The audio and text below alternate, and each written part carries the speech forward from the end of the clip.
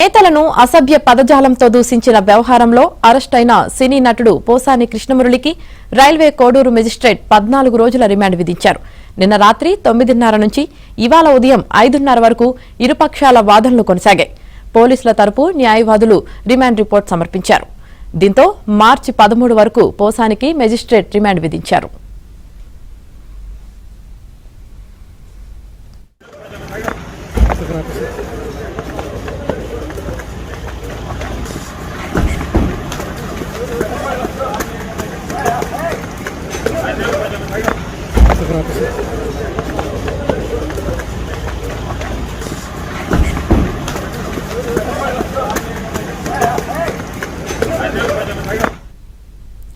పోసానిని బుధవారం రాత్రి హైదరాబాద్లో అరెస్టు చేసిన పోలీసులు అన్నమయ్య జిల్లాకు తరలించారు.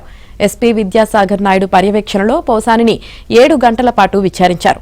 ఎస్పీ నిర్దేశంలో ఇద్దరు సీఐలు ప్రశ్నల వర్షం కురిపించారు. చంద్రబాబు, పవన్ కళ్యాణ్, లోకేష్లను ఎందుకు అసభ్యకరంగా తిట్టారు? ఎవరు చెబితే తిట్టారు? ఎవరైనా ముందుగా స్క్రిప్ట్ రాసి ఇచ్చారా? ఇలా తిట్టడం వెనుక ఇంకా ఎవరి హస్తముంది? వంటి అనేక ప్రశ్నలు పోసానిని అడిగినట్లు సమాచారం. అయితే తనను ఎవరూ ప్రేరేపించలేదు, ఎవరూ తనకు చెప్పలేదని తానే స్వయంగా మాట్లాడానని, అలా మాట్లాడటం తప్పే అని పోసాని అన్నట్టు తెలిసింది. ఎస్పీ 17 ప్రశ్నలు వేయగా ఎక్కువగా నాకు తెలియదు, గుర్తులేదని తెలిపినట్లు సమాచారం. ఈ సమయంలో అప్పటి వీడియోలు చూపించగా లవ్ యూ రాజా అంటూ పొంతనలేని వ్యాఖ్యలు చేసినట్లు తెలిసింది.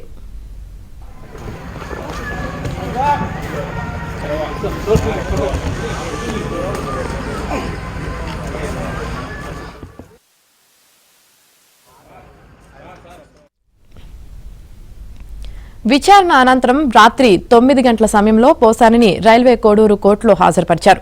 పోసాని తరపున న్యాయవాది పొన్నవోలు సుధాకర్ రెడ్డి వాదనలు వినిపించారు.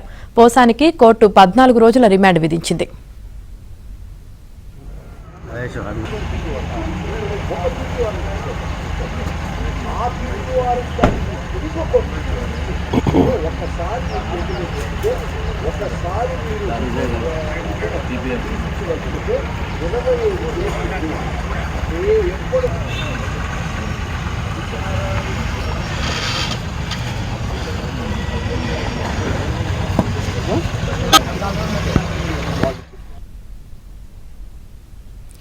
పోసానికి కోర్టు 14 రోజుల రిమాండ్ విధించింది. ఇక దీనికి సంబంధించి పూర్తి సమాచారం మా ప్రతినిధి శ్రీనివాస్ అందిస్తారు. శ్రీనివాస్, యామిని పోసాని కృష్ణమురళికి సంబంధించి railway court civil judge magistrate 14 రోజులు రిమాండ్ విధించారు. రిమాండ్ అనంతరం పోలీసులు రాజంపేట సబ్ జైలుకు తరలించారు.